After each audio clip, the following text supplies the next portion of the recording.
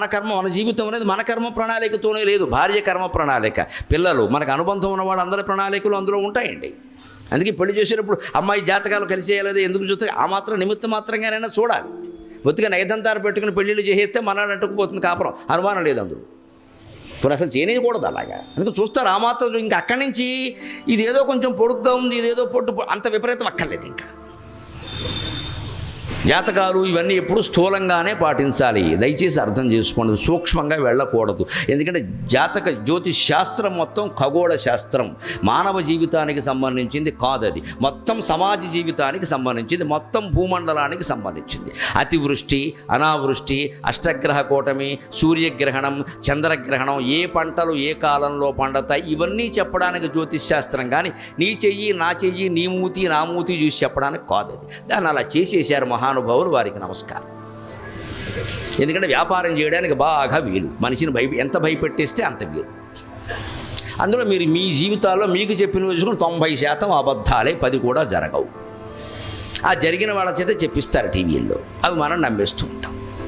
జరిగే అవకాశం లేదు. జ్యోతిష్ శాస్త్రం సమిష్టి జీవితానికి సంబంధించింది తప్ప వ్యష్టి జీవితానికి సంబంధించింది కాదు. వ్యష్టి జీవితం మీద ప్రభావం ఉంటుందండి. ఈ ప్రాంతం అంతా వాన కురిసినప్పుడు అందరి మీద పడుతుందండి, కానీ గొడుగేసుకున్నవాడి మీద పడుతుందా?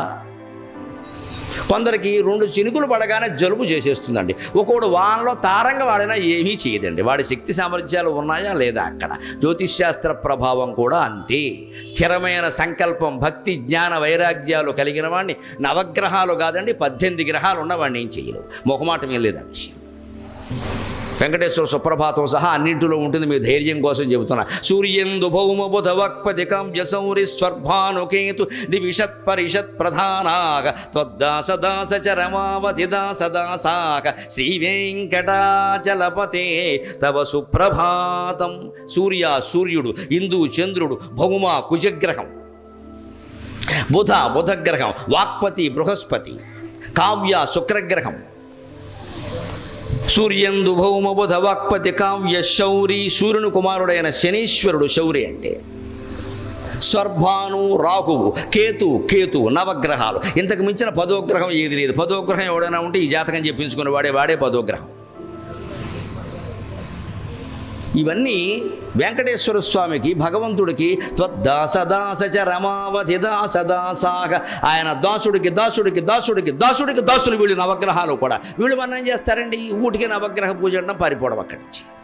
వీళ్ళు అక్కడి నుంచి ఆయనకి నువ్వులు, ఈయనకి నవ్వులు, ఈయనకి చెవులు, ఈయనకి పువ్వులు, పని ఏం లేదు ఇక్కడ. ఇది పెద్ద నమ్మకాలు బాగా పెంచుతున్నారు. 5 వారాలు, 30 వారాలు, 60 వారాలు. నువ్వు ఇక్కడ ఎవరికో నువ్వులు ఇచ్చేసిన వెంటనే పైన గ్రహం మారిపోతుందా? కాస్త ఆలోచించమని బాబు, బుర్రపెట్టి ఆలోచన తెలిసిపోతుంది. నీ నువ్వులకి ఆ గ్రహం ఎలా మారుతుందండి? ఎందుకు మారుతుంది అసలు? అది మొత్తం సమిష్టి సృష్టికి సంబంధించిన విషయమా? కానీ ఖచ్చితంగా అదే జ్యోతిష్ శాస్త్రంలో చంద్రగ్రహణం కానీ, సూర్యగ్రహణం కానీ, గ్రహకూటమి కానీ, ఈ ఇతర అతివృష్టి అనావృష్టి కానీ ఎలా రాశారో అలాగే జరుగుతున్నాయి. మీరు గమనించారు, ఒక చుక్క తేడా రాకుండా, సెకండ్ తేడా లేకుండా కరెక్ట్ జరుగుతాయి. ఎందుకంటే అది సమిష్టి, వ్యష్టి కాదు. దాన్ని మన వాళ్ళు శుభ్రంగా వ్యాపారం చేయడానికి వీలుగా వ్యష్టి చేసి మారేశారు. మొత్తం నీ నక్షత్రం ఏమిటి అనడం, అందుకే వ్యాపారంలో మునిగో. నక్షత్రాన్ని బట్టి మునిగిపోతాడా? అలా అయితే చంద్రబాబు నాయుడు గారు నక్షత్రాన్ని పెట్టి పుట్టిన వాళ్ళు అందరూ రాష్ట్రానికి ముఖ్యమంత్రులు అయిపోవాలి. అందరూ అవుతారా? ఆయన మాత్రం 10 ఏళ్ళు అయ్యాడు, ఇంటి దగ్గర కూర్చోలే. మరి నక్షత్రం మంచిదే కదా. ఇవన్నీ చెబితే కుదరదండి. ఈ మాయలోనే మనం పడిపోతున్నాం. భూత భవ్య భవత్ ప్రభు, మీ జ్యోతిష్ శాస్త్రం మొత్తం కాలానికి సంబంధించింది. ఆ కాలానికి అధిపతి భగవంతుడు.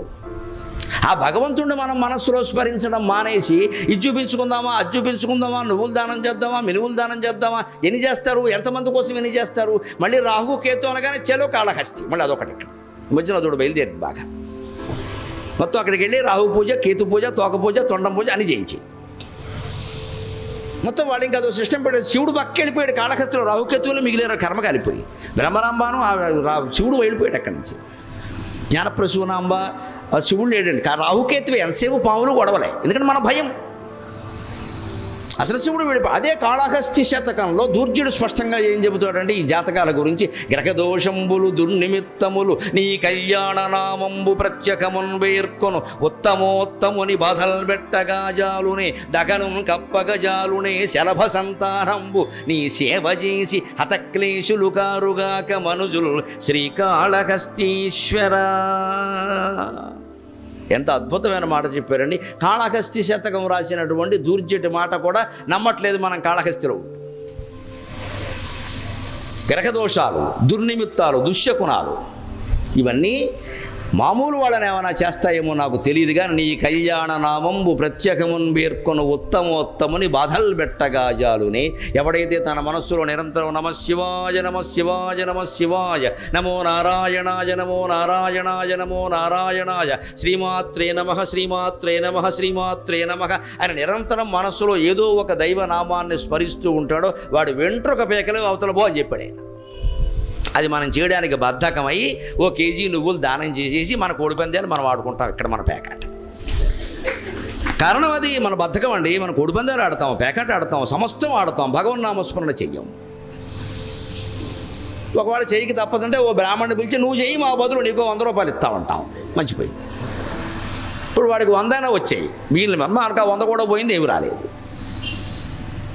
వాడు కూడా చేయడం ఏంటండి? ఆయన ఎవరో తింటే మనకు ఆకలి తీరుతుందా? మనం చేస్తేనే మనకి సమస్యలు తీరుతాయి. మనకు ఆయన చేస్తే మనకెలా తీరుతాయండి? ఇదంతా మొత్తం ఈ డిప్యుటేషన్ సిస్టమ్ కుదరదండి. అధ్యాత్మికతను మన ఎడుపు మనం ఎడవలసిందే. పైగా దహనం కప్పగజాలునే శలభ సంతానం.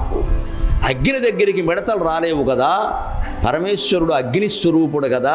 ఆ పరమేశ్వరుని నిరంతరం మనస్సులో ధ్యానించేవాడి దగ్గరికి సూర్య చంద్ర రాహు కేతు మొదలైన గ్రహాలు ఏవీ రాలేవని చెప్పాడు ఆయన. నిశ్చింతగా ఉండండి, మీ మనస్సులో మీ ఇష్టమైన దైవనామ స్మరణ చేయండి.